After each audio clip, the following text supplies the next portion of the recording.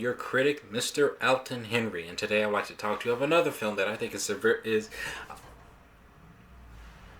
hell was that? Is underrated. And this film, well,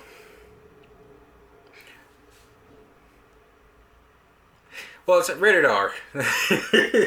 Rated R movies are tough to sell. If it makes over 100 to 200, that is rare. This film, okay, I'm just gonna come out and say it. I'm talking about Sicario, Day of the Soldado. It's a spin-off to the 2015 film Sicario, which that one's directed by Denis Villeneuve. This one's directed by Stefan Stallone, I think his name is. Italian director who's known for directing a lot of Italian crime TV shows, and this is his first American film, English language debut.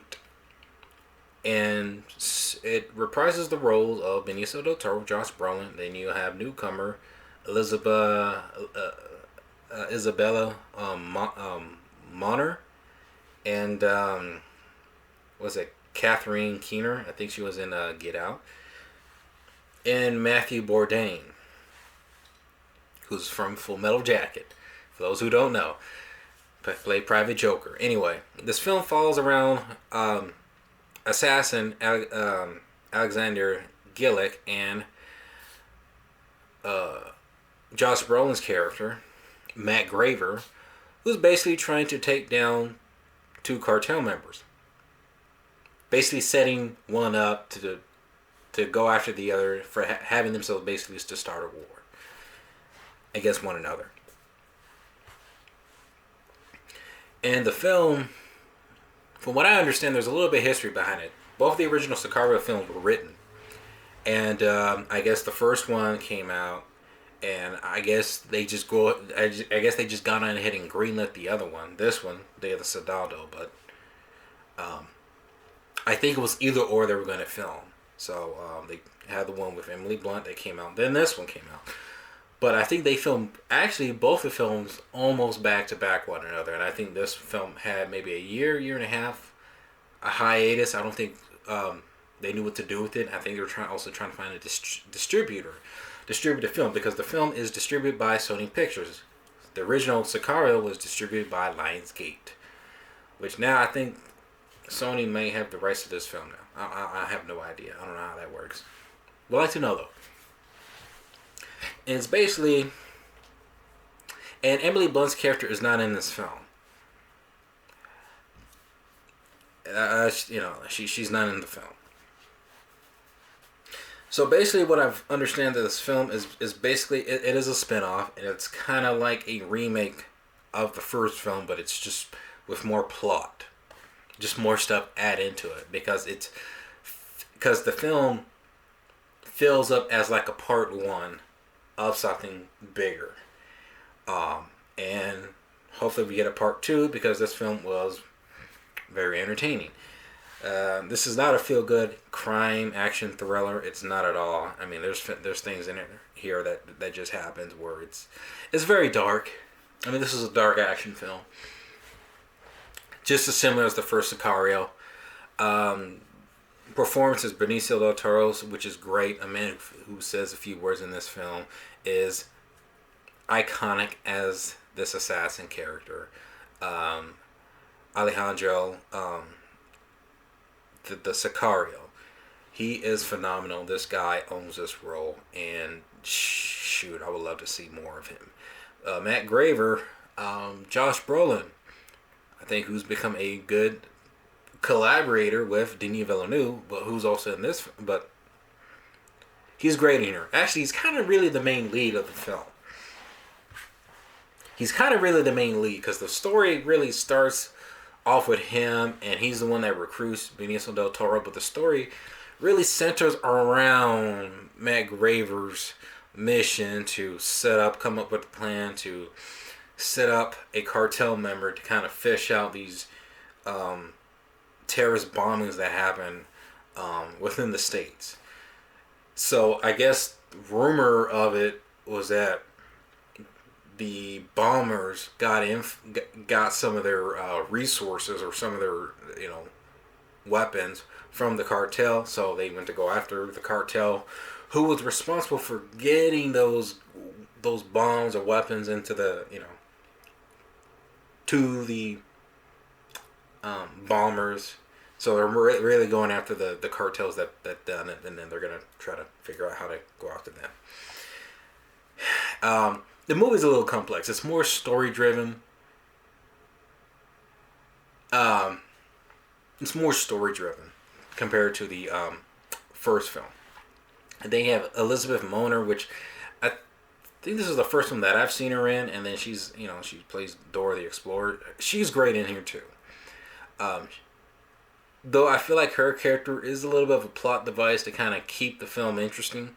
Because to be honest with you, the movie is interesting and good. But to me, I think the third act really sells it, because I think the third act really tries to do something different. The film is already trying to do something different with, instead of, the war on drugs, it's focusing on the war on terrorism, and it's doing things differently with story and pacing wise that I thought was interesting. Where it's just constantly building. There's really no main antagonist. It's kind of similar to like what the first film was. You're mostly kind of just focusing on these characters' journey to find their potential goal and execute it. Action scenes in here are kind of just brief. They're not really, say, action scenes, but they're brief. They try to be as realistic as I can, but I'm not a veteran or anything, so I wouldn't know.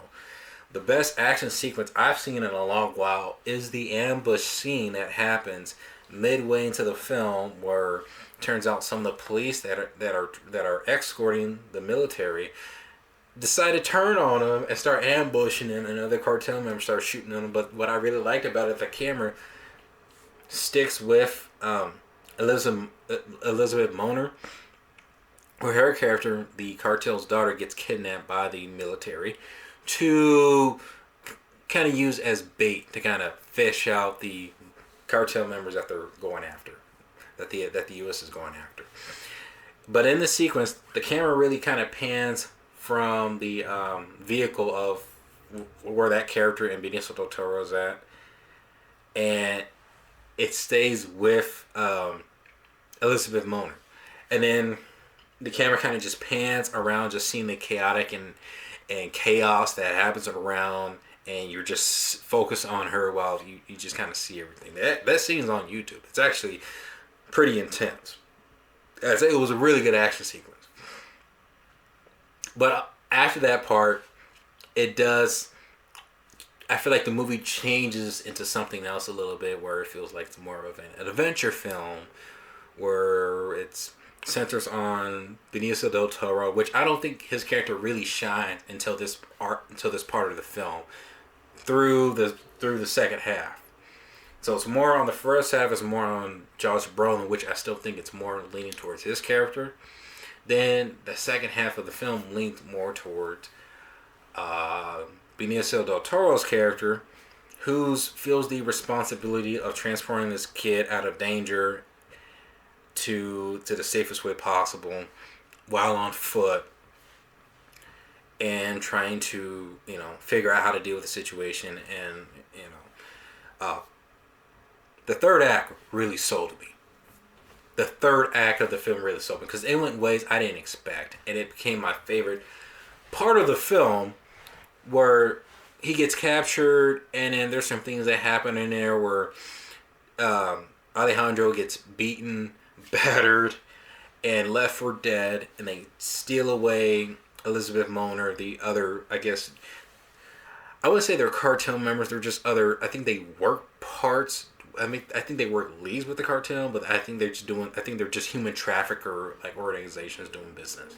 So they take her away while they shoot Alejandro. They left him for dead, this is a little spoiler, and later on it turns out that he survived the bullet actually goes to his face, and he makes it out of there wounded, just exhausted, and he steals a car.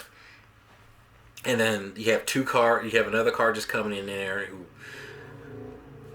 tries to kill him, but the way he does it, he just tosses a grenade, tosses in there, and just like, get the hell out of my way. Badass sequence in that film. That to me is my favorite part of that film, and in that ambush sequence that happens a little bit earlier. But the rest of the movie is fine. It's actually enjoyable. I just think it just wasn't better than the first film, but it left enough interesting, I guess, details, interesting moments in the film that I am looking forward for them to kind of finish with this third potential film that they're supposedly getting ready to make. And who knows when, because it's been 3 years since the film came out, and actually the first film and the second film actually had close to a 3-year gap. So I don't know. I don't know what's the hold up, but this film is really good. Is it better than the first one? No. But it's one to where I think it's a sequel that tries to do something different, and I respect the hell out of it. To where I really appreciate and really enjoyed this film. Day of the Soldado. Please let me know if you've seen the film. Let me know in the comment section below. Comment, like, subscribe. You can also follow my Instagram right here listed here, and I will tell you this. Let me know, what is your favorite underrated movie?